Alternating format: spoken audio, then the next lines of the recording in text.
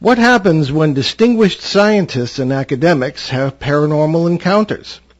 Will mainstream science ever take the paranormal seriously? What are CIBs? Hello, and welcome to the 877th edition of Behind the Paranormal with Paul and Ben Eno. I am Ben, and this is our first live show of 2021.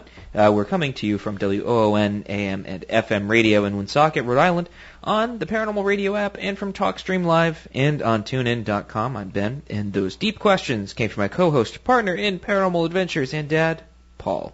Today we bring you an old friend on a groundbreaking approach to our often neglected subject area. And if you'd like to join us on the air, you can give us a call, 401-766-1240. That's from anywhere. You can email Paul at behindtheparanormal.com.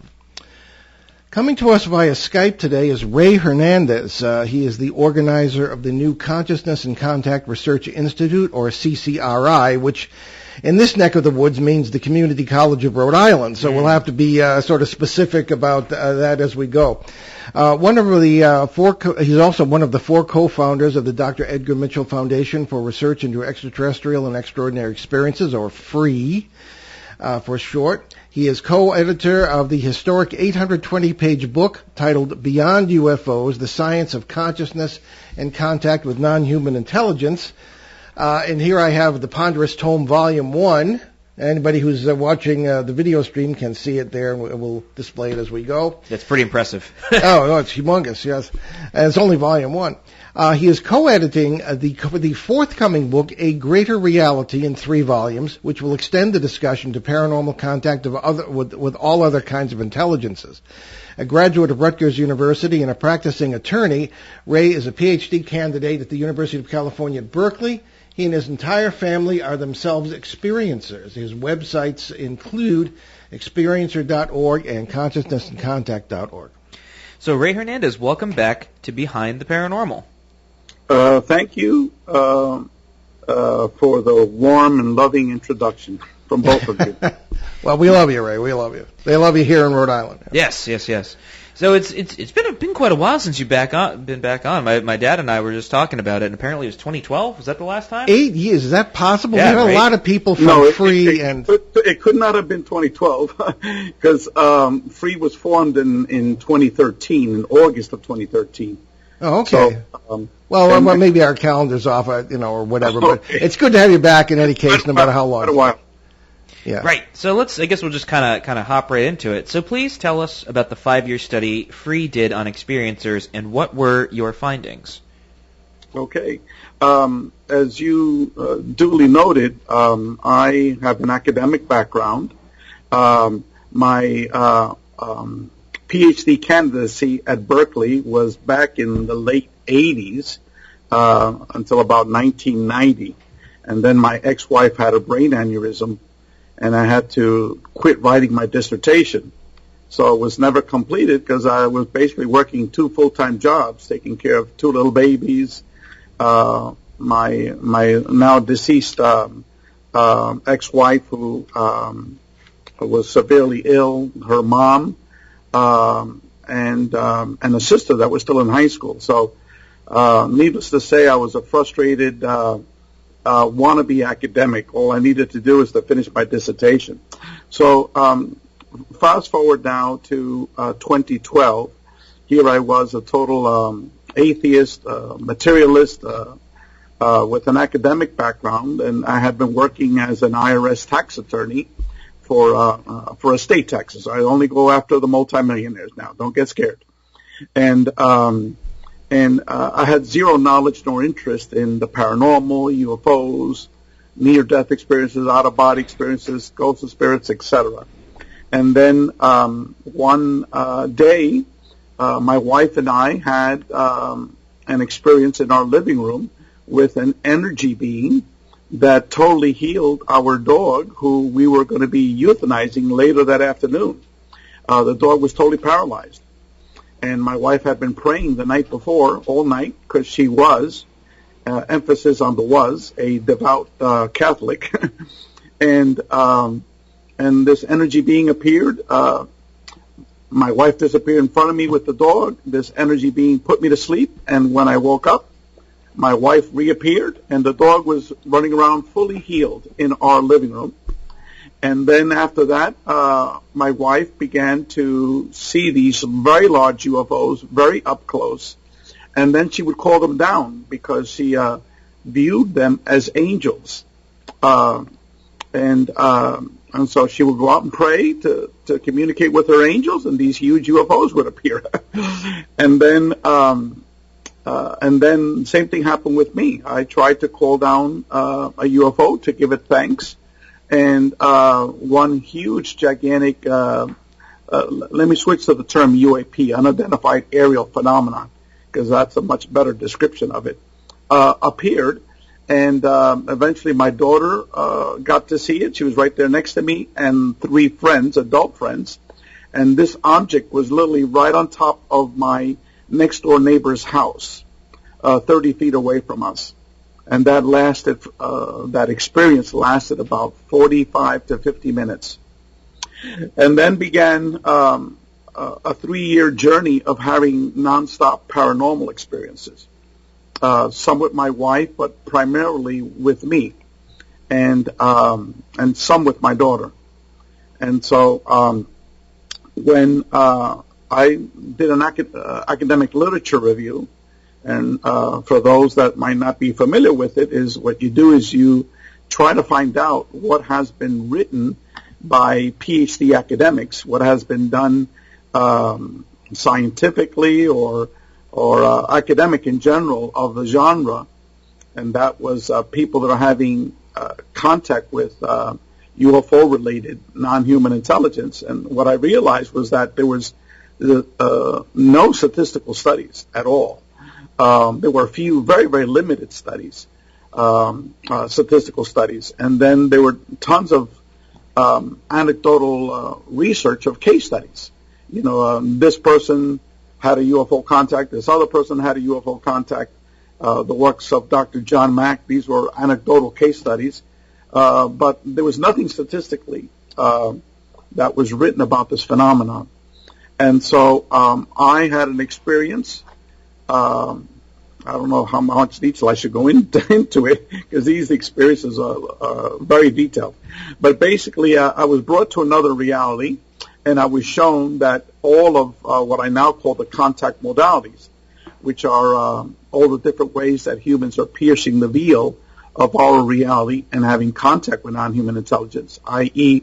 near-death experiences, out-of-body experiences, UAP-related contact, ghosts and spirits, hallucinogenic journeys, remote viewing, etc., that all of these experiences are interrelated, and they should be studied as one phenomenon.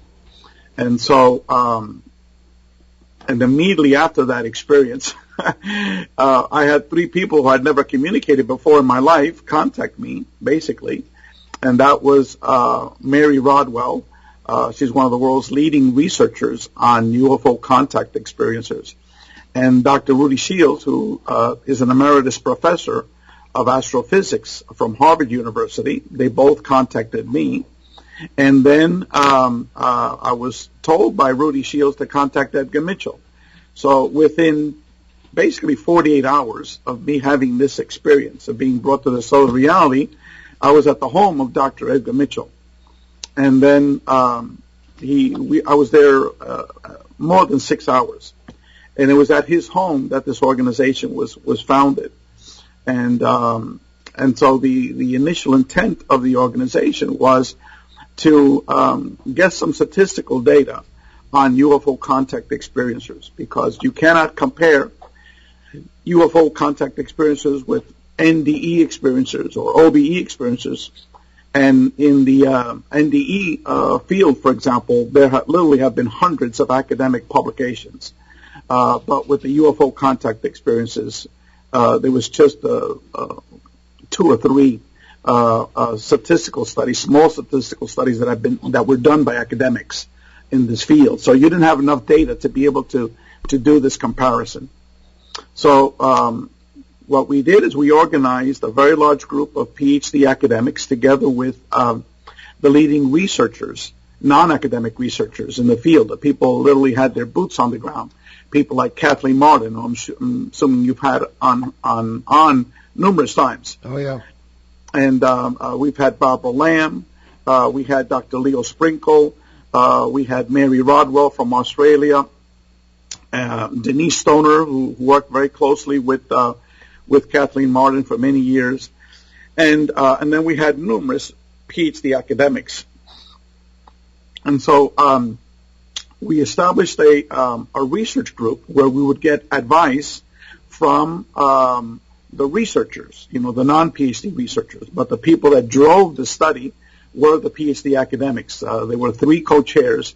One was Dr. John Klimo, who's one of the world's leading authorities on the paranormal. And he was a tenured professor of psychology, and his main focus was on the paranormal for over 40 years. And then we had Dr. Bob Davis. Bob Davis was a retired PhD professor of neuroscience at the State University of New York for over 35 years. And obviously Rudy Shields, the emeritus professor of astrophysics from Harvard.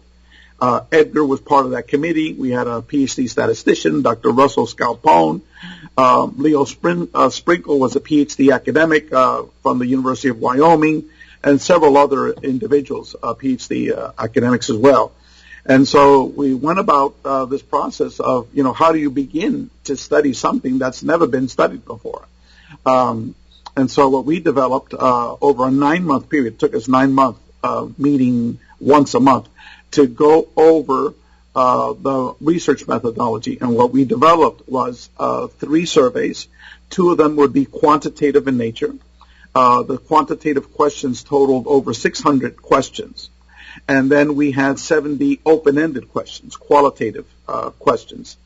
And we developed a methodology of how to publicize these surveys. And we also had Rosemary Ellen Guiley, who I'm sure you've had on your radio show numerous times before. Oh, she was a co-host, yeah. Co-host, yeah. So, I mean, we're talking the cream of the crop here, Paul, as you know, the researchers, but these are non-academic folks. But then we combined them with the academics, so we had the best of both worlds. And so we developed this methodology, and then we started implementing it. I know that Rosemary was announcing it on her radio shows. She had numerous radio shows. Kathleen Martin, almost every week she appeared on a radio show. Mary Rodwell, Leo Sprinkle, Barbara Lamb. And then we sent it over to numerous emails. And then on a weekly basis, we would announce it to over 500 Facebook sites. And we did the survey in several languages. The 2 main languages were English and in Spanish.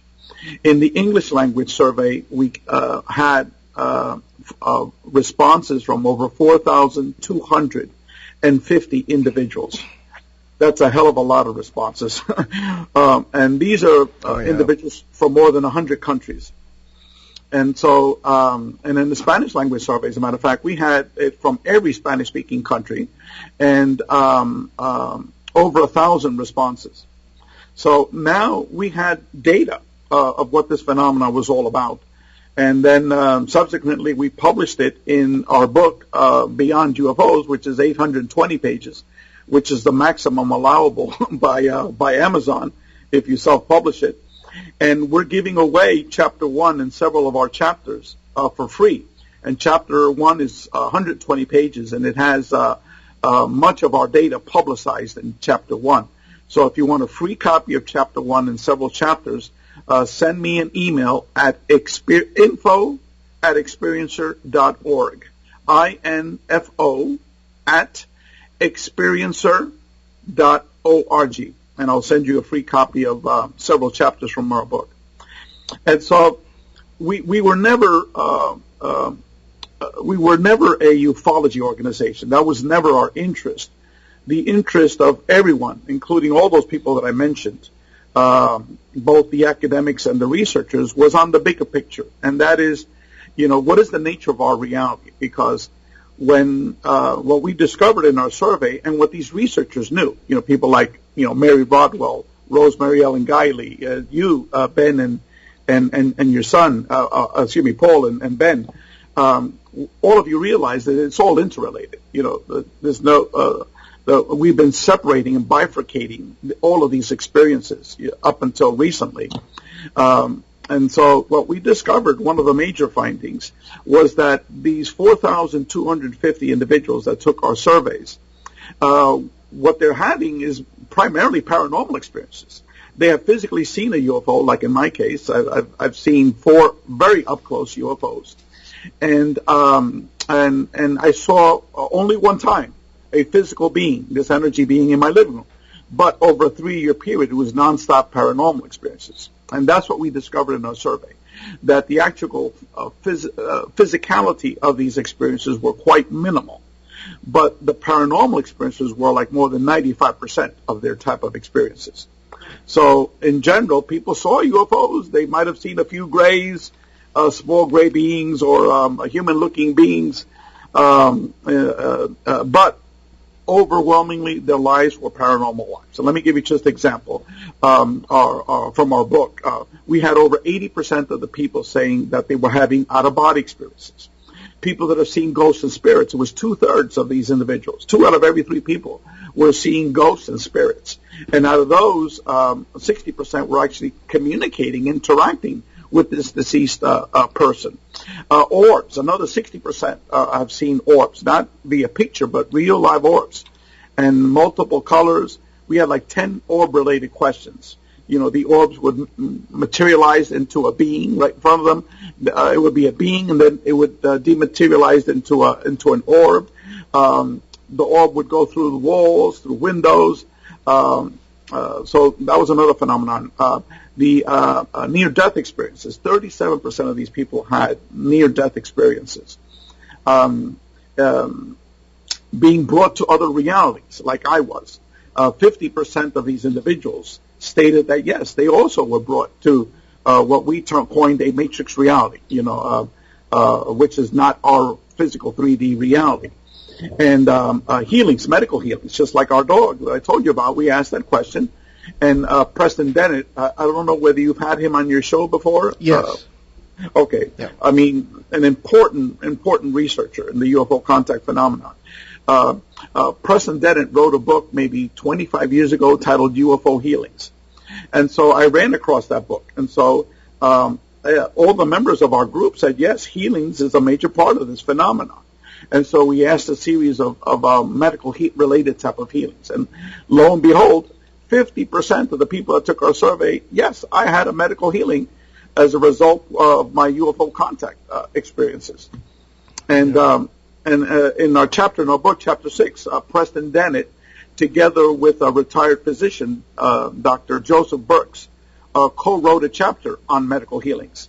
So we had the best of both worlds. Preston, who had written a book 25 years ago, and then Joseph Burks, who's a retired medical doctor, wrote a case study of 12 individuals that had these healings. And as a matter of fact, one was another medical doctor who described his medical healing by these short grays. So we had tons of data, and most of it confirmed the paranormal aspects of this phenomenon. And I could go into some of the additional research findings from that book, but I would like to focus some more of my time on the actual the new organization. Yes, exactly. And we also have questions from listeners at this point too. So okay, go ahead. Why don't we sort of transition into the CCRI? Let me transition into the CCRI. Okay, so the interest of all of these individuals in our group, and Paul, before COVID struck us, you attended 2 of these meetings. These were all PhD academics from all diverse academic backgrounds, and we had some heavyweights in the group, as you know. And these were all people that understood that our reality is not what we think it is. Most of them hypothesized that we live in a multidimensional reality. Most of them also hypothesized that consciousness is primary and not our 3D reality of what we think it is. And that all of these, the contact modalities, all the diverse paranormal contact experiences are one are one and should be studied as one. And most of them hypothesize that they're all interrelated because each of these experiences involves what is called a manipulation of space-time. Okay? And so time is being manipulated and space is being manipulated. You know, the fourth dimension of Albert Einstein, you know, space-time. And because of that, you can reach the hypothesis that we're dealing with something that's multidimensional in nature. Okay? Now, in terms of what this might be, there are diverse hypotheses that are out there, but everyone in our group, as you know, Paul, they all say we're totally clueless. We're just pretty much in the infant stages of understanding, you know, what the hell is going on. And in terms of what is consciousness, what is the nature of our reality, again, everyone is like, nobody freaking knows what the hell is consciousness, you know.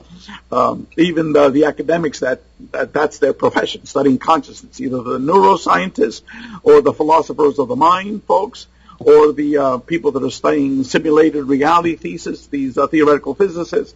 We're all in the same, you know, level here.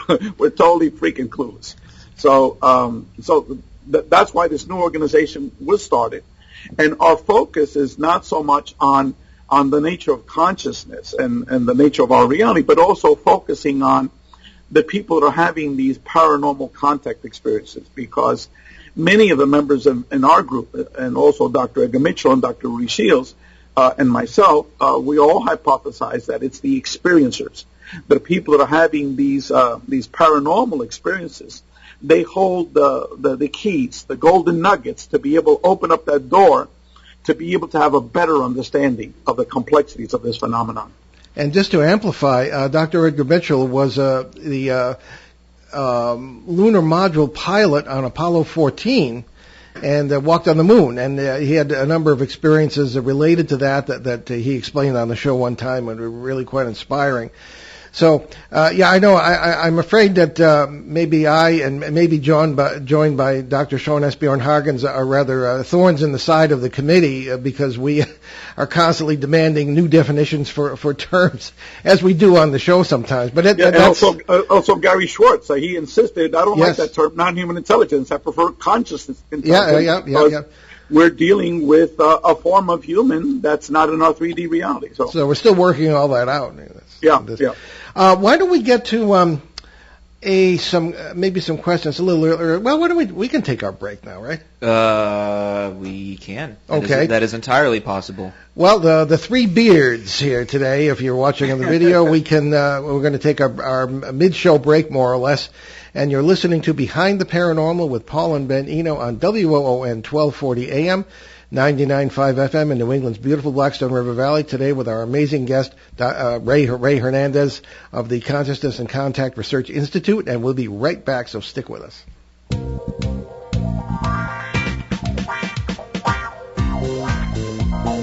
The night is alive. Join us and take a walk on the weird side when you tune in to the Kingdom of Nye, hosted by Heather Wade, the finest in late night talk. Listen live free weeknights starting at 9 p.m. Pacific time at thekingdomofnye.com, talkstreamlive.com, and the Paranormal Radio app. Wanna take a ride? Hi, I'm Dave Gobiel, the president of the Blackstone Valley Buy Local Group, supporting and promoting the independently owned businesses of our area. If you're not a member, I'd love a chance to sign you up. Message me at our Buy Local Blackstone Valley Facebook page, or go to buylocalbv.org if you wish to sign up today. Shop local first, all across the area. Shop here first. Local and live at 99.5 FM. Can we get that mic? Okay, welcome back to Behind the Paranormal with Paul and Ben Eno, WOON 1240 AM, 99.5 FM, with our great guest today, Ray Hernandez. And let's go to a question from our very faithful, I should stop using the word faithful, makes him sound like a dog, of Peter in Bogota, Colombia, who is a very good questioner and sends in a question almost every week. Ben? I saw you trying to figure out a fun sort of superlative, and it didn't really. Yes, well, Peter deserves many superlatives. Yes, indeed. So Peter writes to us, please ask Ray if he has made any interesting discoveries regarding alleged alien abductions or alien implants. I guess in the context of the survey. Correct. You want me to answer that? You can go right ahead and answer that, yes. This is a very complex topic. We could easily take the next half hour to do it. But basically, alien abductions, we discovered that 1/3 of the people actually had an abduction experience. The ufology basically refers to this field of UFO-related contact as abduction studies. That's to show you how off the charts they are. They're totally clueless. And even my friend Whitley Strieber referred me to Ray Hernandez, who did this 5-year academic study on alien abductions. You know, so it's actually 1/3 of these experiences. Out of those 1/3 that have had abduction experiences, 70% of these people now call themselves contactees. Initially, 37% of these individuals that took our surveys viewed their experiences as highly negative. But then over many years and after many, many experiences, only 4% viewed these experiences as highly negative. Okay? So this whole field of alien abductions is a misnomer, and because there was no data associated with it. Now we know that what is happening is basically people are having these physical inspections, these medical checkups, for lack of a better word. And but then over time, that medical checkup changes to towards the very end to more like spiritually related type of education, learning tools, and they're no longer done by the short grays. The people that are having these experiences are either with energy beings or with human-looking beings, and so initially a lot of these experiences were with the short grays. But then over time, it transitioned to human-looking or energy type of beings, and it instead of focusing on the medical aspects of it, then it focused more on teachings, and I could it's all stated in our chapter 1. So if you want to learn more about it, go to chapter 1, and you can get a free copy. Send me an email, Hector. I forgot what his name was. You could send me an email at info at experiencer.org. Okay. Now we have a question from Lauren in Connecticut. Ben, if you would do the honor. Sure. So Lauren writes to us, "Hi, Paul and Ben. Happy New Year, and thank you once again for bringing an interesting guest onto the show. Does Mr. Hernandez and his wife have any thoughts, ideas, or sense of how light in their contact and experiences, or how in light of their contact and experiences, people's contact experiences fit in the overall idea of divine intelligence, especially since his wife is a former devout Catholic?" Yes, I mean, this is all about a universal mind or divine intelligence.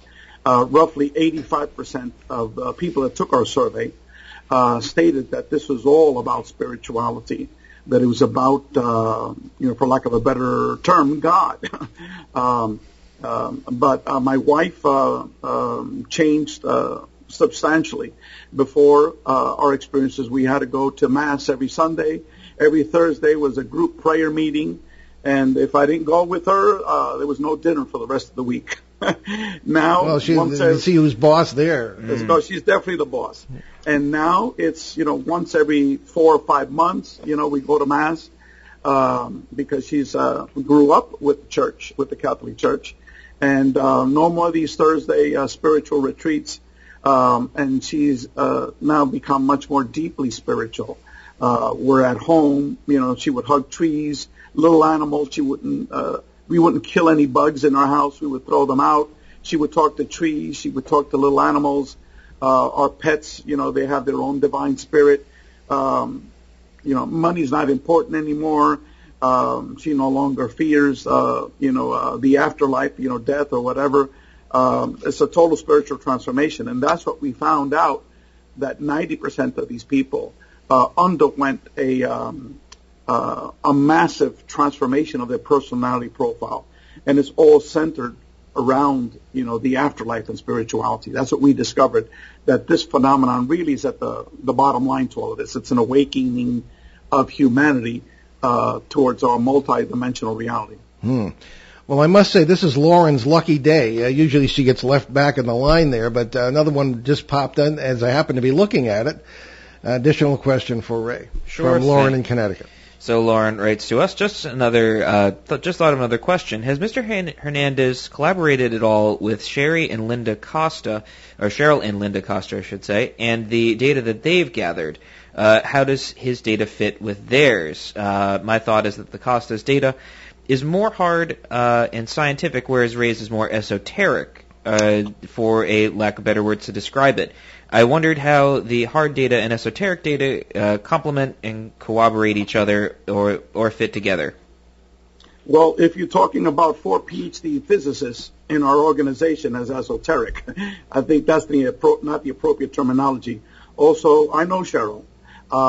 She's not an academic. Her study was just basically acquiring data on the physicalism of UFOs. Our focus is not on the materialist UFO phenomenon.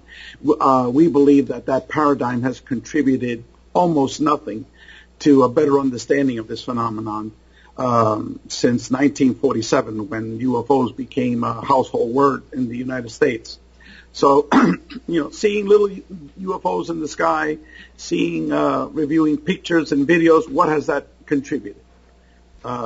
The perspective of all the members of our organization is very little. So acquiring one more data of another person that saw a UFO in the sky, where they saw it, that's not going to contribute anything. But if you take a look and if you actually read Chapter 1 of our study, you'll see that this was not esoteric. This was data-driven. Okay, this is academic, PhD-level scientific research. It has nothing to do with esoteric type of research.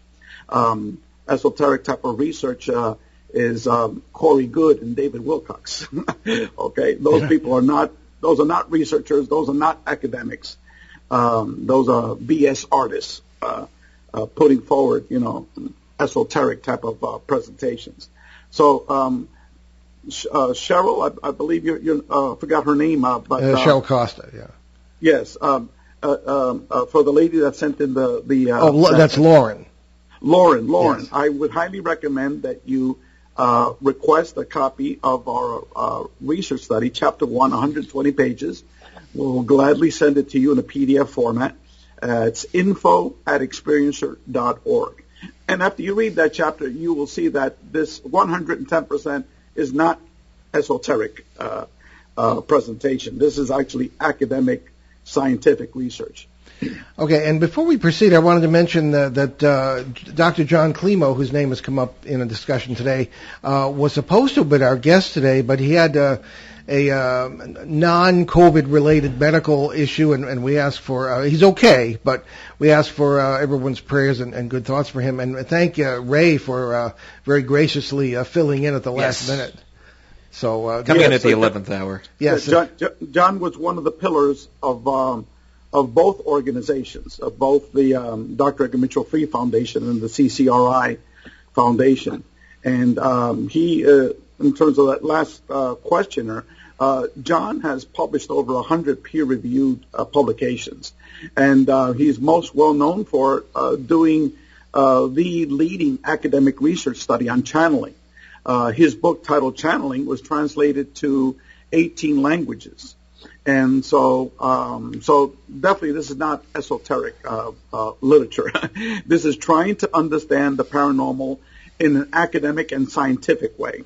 Now, these hardcore materialist ufologists who totally dismiss all aspects of contact, totally dismiss all aspects of the paranormal, those people are totally clueless. They actually should be labeled as these esoteric researchers because they've contributed very little with that type of hardcore materialist approach. Well, now, Ray, let's get a question of our own in here in reference to both Free and CCRI, which I'll just emphasize to our local audience is the Consciousness and Contact Research Institute, not the Community College of Rhode Island.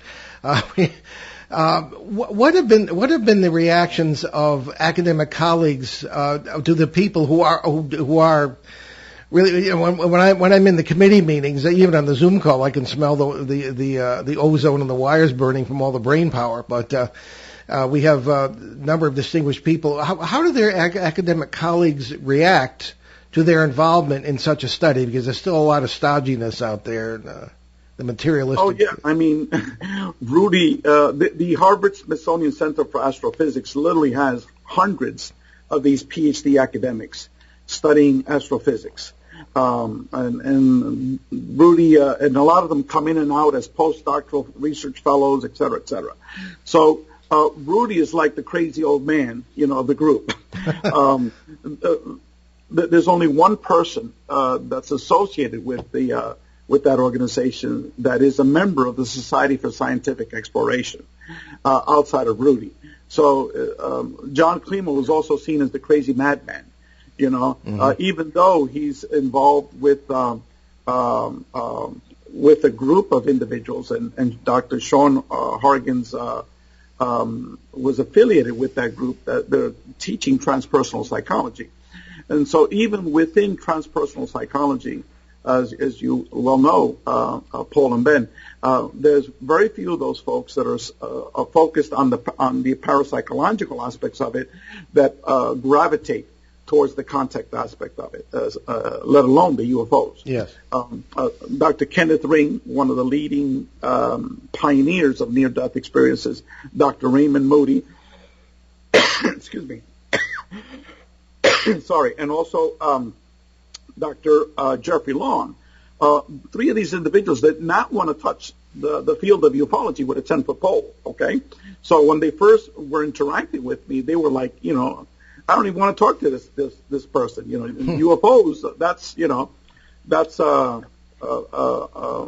It's a totally taboo topic, even for these people that are studying NDEs. Okay, but then once I was able to pin them down and actually talk to them, and they got to understand, wow, this is much more complex, because this is not, seeing UFOs in the sky, people with tinfoil hats on. This is something related to what our research in the UFO, the NDE contact phenomenon, because they saw the parallels. And so Kenneth Ring eventually became a friend of our organization. Raymond Moody, we actually went out to Alabama to interview him, and he was right in line, saying that it's all interrelated. And Jeffrey Long, as you know, Paul, is the co-chair of our organization with Rudy Shields, and this is one of the top 4 or 5 leading researchers of the NDE contact phenomenon. So, but again, to answer your question in a more succinct way, we are all taboo within our own fields. All of the academics in our group, we're still a small fringe. And then once you add the taboo that all of these organizations of the International Association of Near-Death Studies or MUFON and all these materialist ufologists, okay, they won't even consider, the topic of contact or the paranormal associated with the phenomenon. So it even adds an additional layer of separation with what we're doing. But as you know, Paul and Ben, our approach is the correct approach because we're understanding how it's all interrelated, and we're understanding the whole multi-dimensional aspects of this phenomenon. So, like any old paradigm, it's going to lead and transition into a new paradigm, and we believe that we're establishing the new paradigm right now. No, I think that's well put, Ben. Well, I think in a relatively short amount of time, in academic senses at least, we've managed to have the paradigm shift in our sort of collective field at least a handful of times, right? I mean, you go from nuts and bolts craft to sort of more of a instead of a phenomena-centered approach to an experience-centered approach, which in my opinion I really enjoy.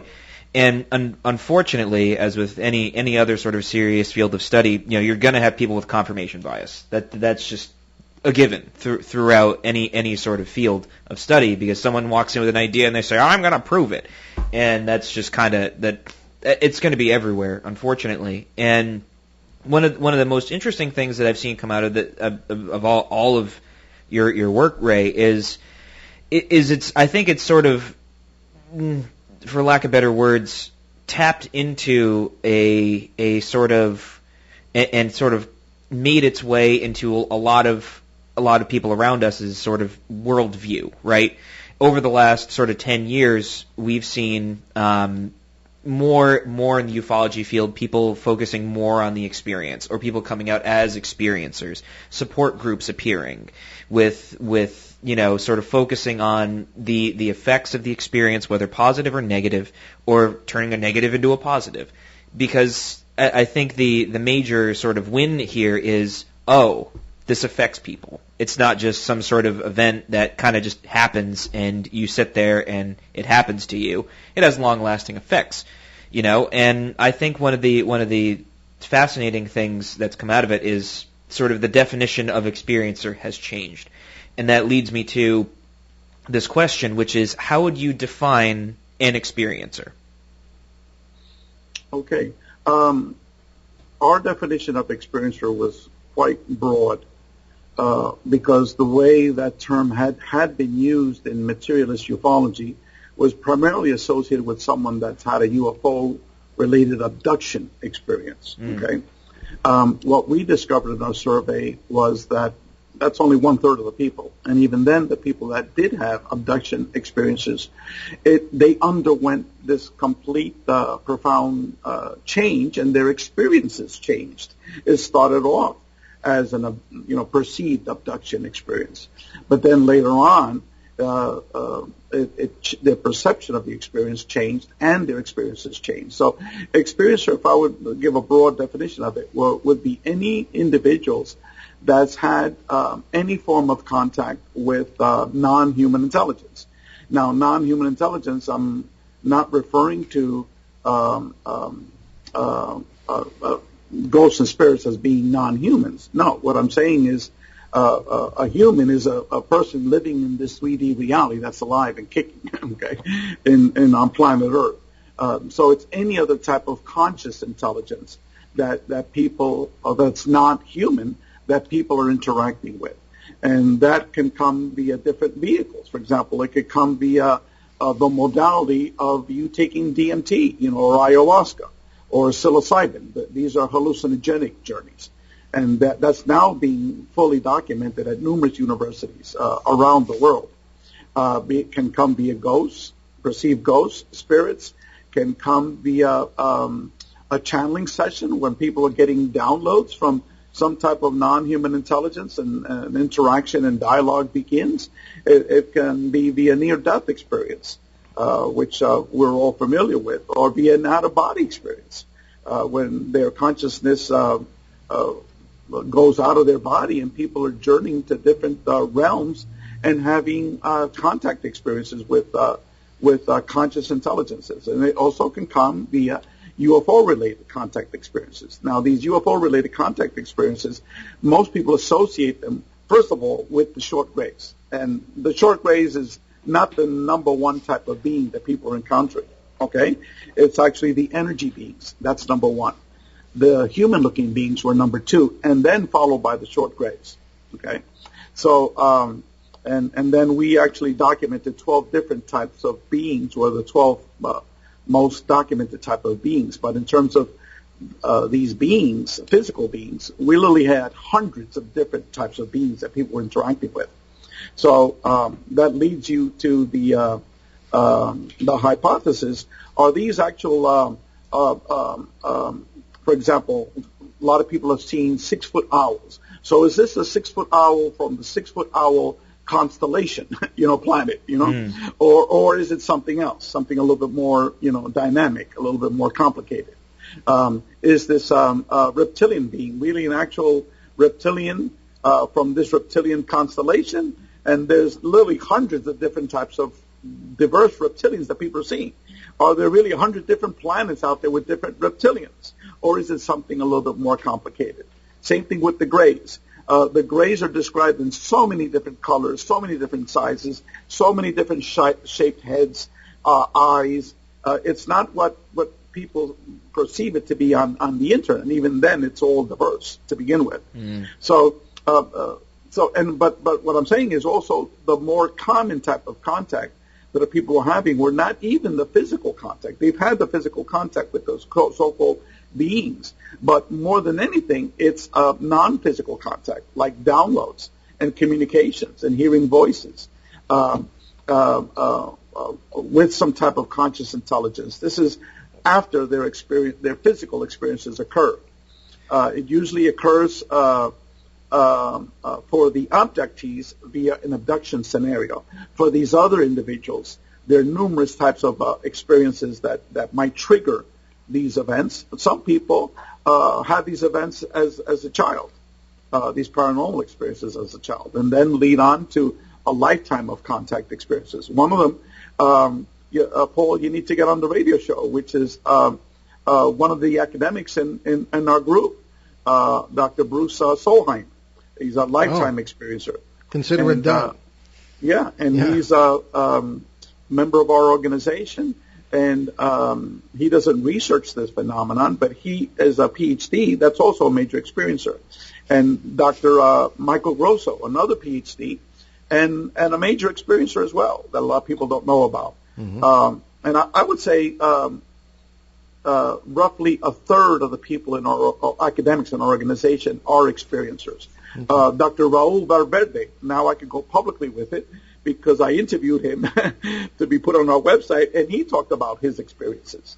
And it started with getting a voice, very detailed information, instructions, and that type of voice communication occurs to today. So contact comes in all forms, shapes, and sizes. And so as an experiencer, if you've had any of these types of contact with non-human intelligence, whether it's physical or non-physical, that's the term we're using for an experiencer. Okay. Now, as FREE continues its work, the Consciousness and Contact Research Institute is getting off the ground, and will push the envelope as far as kinds of contact, kinds of entities, kinds of beings. And a new book is forthcoming. Yes. First of all, the Dr. Edgar Mitchell Free Foundation has been terminated. Oh, it has? Okay. Yes, that no longer exists. And the reason for that was that people were seeing that organization as a UFO organization. Okay. That was not our intention. We wanted to be able to study the UFO contact phenomenon in order for us to be able to compare and contrast with the other contact modalities. Oh, okay. I'm only on the committee. What the heck do I know? No, because we've been focusing on CCRI. We haven't been focusing on the free data. So that topic was never touched.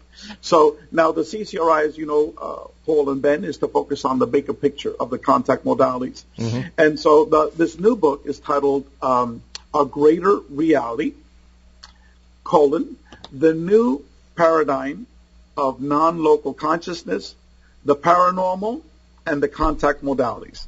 Okay. Now, the paranormal, we threw it in there because if we didn't have that term, no one would know what the hell we're talking about. Yeah, unfortunately. Non-local consciousness, the contact modalities, what the hell are those things? But if they read paranormal, then it's like, whoa, now I understand. This book is about the paranormal. So what we want to be able to do is to have articles, mixed articles. It will be one article by an experiencer, an article by an academic, an article by experiencer, an article by an academic, alternating. And the experiencers, we're trying to get individuals that have had diverse types of experiences with the contact modalities. We're starting off our book with Dr. Melinda Greer, who's an advisor to our group. And this is a medical doctor, a physician, works in a children's hospital, saving, thousands of lives of children over her many, many years. She's my age. Absolutely brilliant woman. But the most interesting part is that she's had tons of diverse experiences. She has had 12 UFO sightings. Most of them are very up-close UFO sightings, okay? She's had 3 Sasquatch experiences, 2 of them up close, within feet of her, okay? Mm-hmm. She's had 2 near-death experiences. The last one was absolutely mind-blowing, her description of that last NDE. She's had 2 out-of-body experiences. After her last NDE, she began to see these deceased people in her hospital, okay? So she's a prime example that you should not be studying this phenomenon from the single lens of a materialist ufology, looking at lights in the sky and pictures and photos, and putting together these compendium books, about UFOs seen in the sky, what the hell is that going to give you? Okay, but if you study Dr. Melinda Greer and literally thousands of people like Melinda Greer, you'll have a better example of what might be the triggers to this event, that these experiences start as a child, how they developed over time, and how they're all interrelated. Is there like a universal theme associated to all of these experiences? Okay, so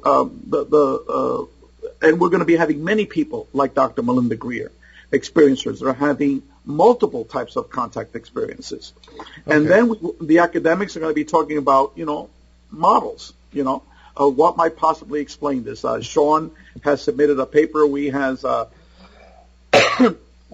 model that might explain this. Ruby has a model. Dr. Edgar Mitchell, before he passed away, he had a model that might explain, how all this is all interrelated. And so what we're trying to do with this book is to raise the dialogue that, look, all of this is interrelated. This is not about physicalism or materialism. This is, as our title says, a greater reality. Okay? Exactly, yeah.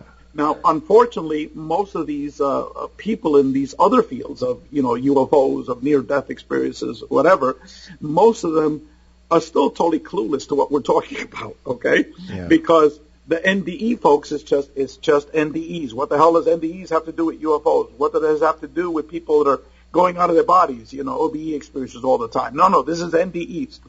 And with the materialist ufologists, it's even worse, because they just have no conception of the paranormal aspects of the phenomenon. I'm not saying all of them, okay, but many of them, and they do not associate this via the experiencers. Yeah, that's not Ray, we're just about out of time, but tremendous. Give us the websites again and your email address where people can get Chapter 1. Yes, and I'll send you Chapter 1, and I'll also send you information about CCRI, what is the mission of CCRI, what we hope to accomplish, and information about our new book. So the email is info@experiencer.org. info@experiencer.org. We have 2 websites that are currently under development, and they'll be released on April 15th once we release our new book. Okay. So get on our mailing list, and we'll let you know when our book is out. We'll give you some chapters for free for our new book, so you can read those, and if you like it, you can order the book. Very good. Ray Hernandez, we're always in touch off the air, so we'll talk to you soon, and thank you. Yes, thank you very much. Thank you so much for the opportunity, and God bless Dr. John Climo, and prayers for his recovery. Yes, indeed. Okay, Ben, take away our announcements. Sure thing. So, the eternal optimists that we are, we hope to speak at the New England Parafest on April 10th and 11th in Kittery, Maine, and plan to do a live broadcast of the show with a panel of the speakers from there on Sunday the 11th. And in fact, we heard from Tom Spitaleri, the organizer, on New Year's Eve that the event is still on. More information will be forthcoming. So we'll hope for the best. We're working on a new book with Shane Searway and Alexander Petikoff that will be out later this year. Behind the Paranormal 3 Uneasy Skies, based on our own UFO experiences and those of our show guests over the years. We'll get some people from CCRI in there as well. Indeed. You can check out our current books along with those of our co-hosts and at our show website. That's behindtheparanormal.com, where you can also find out more about the show, our many cases over the years, our public appearances, how to book us, along with our 900-plus free recorded shows from our 12-plus years on the air, including our 4.5-year run on CBS Radio, along with special shows and podcasts. We now have shows reloaded to the BehindTheParanormal.com website back to the end of 2015. We had all kinds of technical things that seem finally to have been resolved after a year and a half. Yeah, miracles can happen. Yes, indeed. And if you can't find them there, they're available on all the major podcast platforms and apps, including iTunes, etc. So check all those out. Okay, so Ben, what do we have for next week? So next week, that's January 10th, we'll welcome back a guest that we haven't hosted in 8 years, author and broadcaster Dave Kane, who will fill us in on new information related to ongoing contact with his son, the youngest victim of the 2003 Station nightclub fire here in Rhode Island. You can get your questions to Paul at BehindTheParanormal.com, or if you want to shoot Shane a question completely unrelated, that's Shane Searway, that's Shane, SIROIS, at gmail.com. We leave you today with a thought attributed to several sources, including the medieval Jewish philosopher Maimonides. Give a man a fish, and you feed him for a day. Teach him to fish, and you feed him for a lifetime. I'm Paul Eno. And I'm Ben Eno. And thanks for joining us on our great cosmic journey. We shall see you next time on Behind the Paranormal. Return to this radio frequency 167 hours from now for another edition of Behind the Paranormal with Paul and Ben Eno.